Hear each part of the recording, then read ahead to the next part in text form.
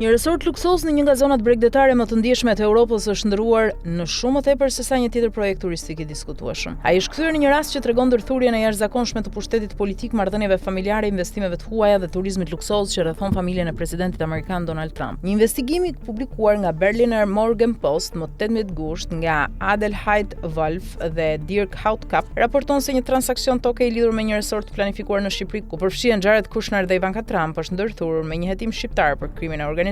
Pretendimet janë serioze, por një fakt pa aq rëndësishëm duhet theksuar menjëherë. Prokurorët shqiptar nuk kanë akuzuar Jared Kushner, Ivanka Trump, Donald Trump apo investitorët e resortit për pjesëmarrje në trafik droge, pasrim parash apo falsifikim dokumentesh. Reuters, që hetoi çështjen shqiptare mbi të cilën mbështeten këto raportime, deklaroi se nuk ishte gjetur asnjë tregues që investitorët kishin dieni për pretendimet ndaj shitësit të tokës në momentin kur u krye transaksioni. Ky dallim është I rëndësishëm. Megjithatë, rëndësi ka edhe ajo që ndodhi rreth këtij transaksioni. Një marrëveshje toke prej mbi $100 milion dhe një hetim për krimin e organizuar. Në qendër të polemikave është Artur Shehu, një biznesmen shqiptaro-amerikan që jeton në Miami dhe që shiti tokën e destinuar për zhvillimin e resortit të mbështetur nga Kushner. Sipas shqyrtimit që Reuters u ka bërë dokumenteve të prokurorisë shqiptare, SPAK dyshon se Shehu dhe bashkëpunëtorët e tij janë përfshirë në një operacion ndërkombëtar të trafikimit të kokainës dhe në pastrimin e të ardhurave kriminale përmes pasurive të paluajtshme. Hetuesit dyshojnë gjithashtu për dokumente pronësie të falsifikuara ose të manipuluara. Sipas raportimit të Reuters, rreth 110 milionë euro të lidhura me shitjen e tokës u bllokuan në një llogari notariale. Shehu I mohon akuzat. Avokati I tij, Kujtim Cakrani, thotë se klienti I tij nuk është as trafikant droge dhe as falsifikues dokumentesh dhe këmbgul se familja e tij e zotronte ligjërisht pronën. Këto pretendime mbeten të tilla për sa kohë nuk janë provuar në gjykatë. Megjithatë, për projektin e Kushner, ato ngren një pikpyetje të rëndësishme lidhur me procesin e verifikimit dhe kontrollit paraprak të investimit. Sipas raportimeve, banorët kishin kundërshtuar për vitesh pronësinë mbi pjesë të kësaj toke. Reuters raportoi se banorët e fshatit pretendonin se zotronin dokumente që mbështesnin pretendimet e tyre mbi pronën. Prandaj pyetja me rëndësi për një publikim ndërkombëtar që mbulon turizmin dhe investimet nuk është nëse Kushner është antar I një organizate kriminale shqiptare. Nuk ka prova që e vërtetojnë një gjë të tillë. Pyetja është, si arrin një projekt luksoz shumë miliardësh me lidhje të fuqishme politike në pikën ku rreth 110 milionë euro nga një transaksion vendimtar toke bllokohen në kuadër të një hetimi për krimin e organizuar dhe falsifikim të dyshuar dokumentesh? Revolucioni I flamingove në Shqipëri. Shumë kohë përpara se akuzat për krimin e organizuar të bëheshin lajm ndërkombëtar, shqiptarët kishin nisur protesta. Lëvizja u bë e njohur si Revolucioni I flamingove, duke marrë emrin nga shpendët që jetojnë në ligatinat e ndjeshme mjedisore përreth zonës ku propozohet zhvillimi I projektit. Mosmarrveshja lidhet si me ishullin e Sazanit dikur zonë ushtarake, ashtu edhe me zhvillimin në pjesën kontinentale rreth Zvërnecit, pranë peizazhit të mbrojtur Vjosnart. Planet kanë përfshirë hotele luksoze, vila, apartamente, një marinë dhe infrastruktura të tjera turistike. Ato që zhvilluesit e përshkruajnë si një investim turistik me potencial transformues, kundërshtarët e shohin krejt ndryshe. Komercializimin e një prej ekosistemeve të fundit bregdetare ende të pazhvilluara të Shqipërisë. Mijëra persona u bashkuan protestave. Në pankarta shkruhej Shqipëria nuk është në shitje. Mosmarrveshja përfundimisht shkoi përtej aktivizimit mjedisor. Reuters raportoi në korrik se protestuesit dhe policia e ndërhyrjes së shpejtë u përplasin jashtë parlamentit, ndërsa policia përdori gaz lotësiellës dhe pompa uji pasi demonstruesit hodhën sende. Kryeministri Edi Rama e ka mbështetur fuqishëm projektin dhe ka hedhur poshtë akuzat se qeveria e tij po sakrifikon mjedisin e Shqipërisë për investitorë të huaj me lidhje politike. Edhe dimensioni europian është I rëndësishëm. Shqipëria synon anëtarësimin në Bashkimin Evropian, ndërsa zyrtarët evropian kanë theksuar se vendi duhet të respektojë kërkesat mjedisore të BE-s. Për këtë arsye, kjo nuk është më thjesht një mosmarrveshje për ndërtimin e një tjetër hoteli luksoz. Bëhet fjalë për atë se kush e kontrollon vijën bregdetare të Shqipërisë. Nëse zonat e mbrojtura mund të mbijetojnë megaprojekteve të favorizuara politikisht, si përcaktohet pronësia mbi tokën dhe nëse institucionet e vendit mund të rezistojnë presionit të investitorëve të fuqishëm. Jared Kushner dhe bota e diplomacisë. Një tjetër element e bën këtë histori të pazakontë. Jared Kushner nuk është thjesht dhëndër I Donald Trump, ai është I martuar me Ivanka Trump. Dhe aktualisht vepron si një prej të dërguarve të rëndësishëm ndërkombëtar të presidentit Trump. Në janar, Shtëpia e Bardhë emëroi Kushner në bordin ekzekutiv themelues të bordit të paqes të Trump, me përgjegjësi që shtrihen në qeverisjen e rindërtimin të rrjeqën e investimeve, financimin dhe mobilizimin e kapitalit për gazën. Vetëm pak ditë më parë, Kushner ishte sërish I angazhuar në diplomaci të nivelit të lartë që përfshinte Izraelin dhe Hamasin. Një njëjti person mund të veprojë kështu në dy botë me ndikim jashtëzakonisht të madh. Njëra përfshin president, kryeministra, luftë, paqe dhe rindërtim. Tjetra përfshin investime private, zhvillim dhe pasuri të paluajtshme luksoze. Kjo nuk provon korrupsion, por krijon pikërisht atë lloj ndërthurjeje që kërkon transparencë të jashtëzakonshme. Për industrinë e udhëtimeve dhe turizmit lind edhe një pyetje tjetër. Çfarë ndodh kur diplomacia, rindërtimi, zhvillimi I pasurive të paluajtshme dhe investimet në hoteleri fillojnë të funksionojnë brenda rrjeteve personale dhe politike që mbi vendosen?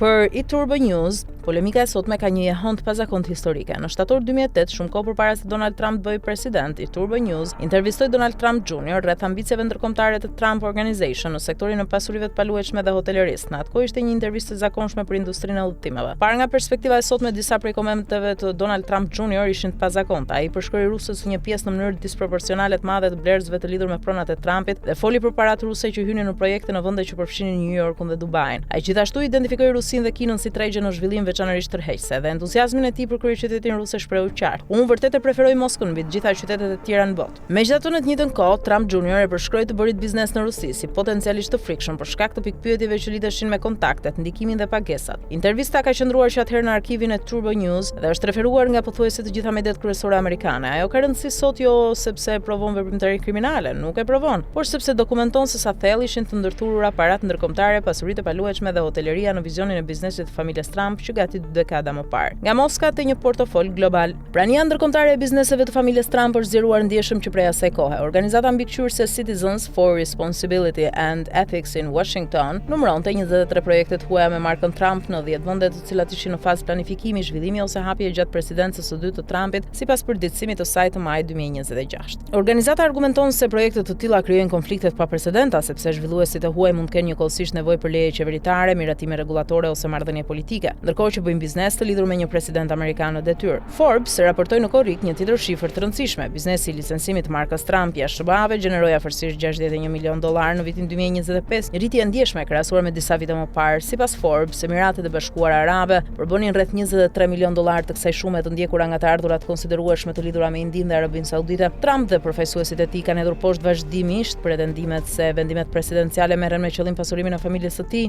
por problemi i perceptimit të konfliktit të interesit po bëhet gjithnjë më i vështirë për t'u ndarë nga vetë presidenca. Shqipëria ngret çështjen e verifikimit paraprak. Polemika shqiptare po rrjedhoi meriton të shqyrtohet përtej politikës partijake. Imagjinoni sikur një kompani e zakonshme ndërkombëtare hotelerie të njoftonte një projekt shumë miliardësh në një zonë të ndjeshme mjedisore. Më pas imagjinoni të zbulohej se banorët vendas kishin prej kohës mosmarrveshje për pronësinë e tokave të rëndësishme. Protestuesit mjedisor pretendonin se zhvillimi po dëmtonte territorin e mbrojtur, shitësi një pronë kyçe më pas ishte bërë objekt i një hetimi për krimin e organizuar. Prokurorët pretendonin lidhje mes këtij shitësi dhe trafikimit të kokainës, pastrimit të parave dhe falsifikimit të dokumenteve të pronësisë dhe rreth 110 milionë euro nga të ardhurat e shitjes ishin bllokuar. Çdo kompani hotelerie do të përballej me pyetje nga investitorët, zyrtarët e pajtueshmërisë ligjore, gazetarët dhe potencialisht nga autoritetet rregullatore. Fakti që ky projekt përfshin vajzën dhe dhëndrin e presidentit amerikan duhet të sjellë më shumë kontroll, jo më pak. Hoteleria luksoze ka tërhequr gjithmonë sasi të mëdha kapitalin ndërkombëtar. Hotelet dhe resortet përfshin toka me vlerë, struktura komplekse pronësie, kompani offshore, koncesione qeveritare, vendime për përdorimin e territorit dhe lejet kontrolluara politikisht. Kjo e bën thelbësor verifikimin rigoroz të pronarëve përfitues, procedurat kundër pastrimit të parave dhe kontrollin e burimit të fondeve. Historia e Shqipërisë tregon pse. Nëse akuzat ndaj shehut përfundimisht rezultojnë threme, kjo duhet raportohet me të njëjtën rëndësi. Nëse ato rezultojnë të vërteta, investitorët e projektit do të përballen me një pyetje shumë më të vështirë: çfarë verifikime u kryen përpara transaksionit? Dhe nëse mosmarrveshjet e hershme të banorëve për pronësinë u komunikuan zhvilluesve përpara blerjes, çfarë hetimi u krye më pas? Pyetja që Washingtoni nuk mund ta hedh poshtë si thjesht një tjetër marrëveshje hotelerie. Karriera politike e Donald Trump është historikisht e pazakontë sepse marka e tij personale dhe marka tregtare e familjes së tij vazhdojnë të jenë asete të njohura ndërkombëtarisht. Hotele, fusha golfi, rezidenca, resorte, kriptomonedha dhe marrëveshje licencimi bashkëjetojnë krahas diplomacisë presidenciale. Jared Kushner shton një tjetër dimension. Një i dërguar presidencial i përfshirë në negociatat e paqes dhe rindërtimin është njëkohësisht një biznesmen, familja e cilit lidhet me mundësi të mëdha investimi ndërkombëtar. Edhe një herë mbi vendosja e këtyre roleve nuk është provë veprimtarisë kriminale. Por demokracitë nuk duhet kërkojnë prova për një krim përpara se të kërkojnë transparencë nga udhëheqësit e tyre. Standardi i duhur për një president duhet të jetë shumë i lartë se sa thjesht pyetja: a mund të provojnë prokurorët një krim të rëndë?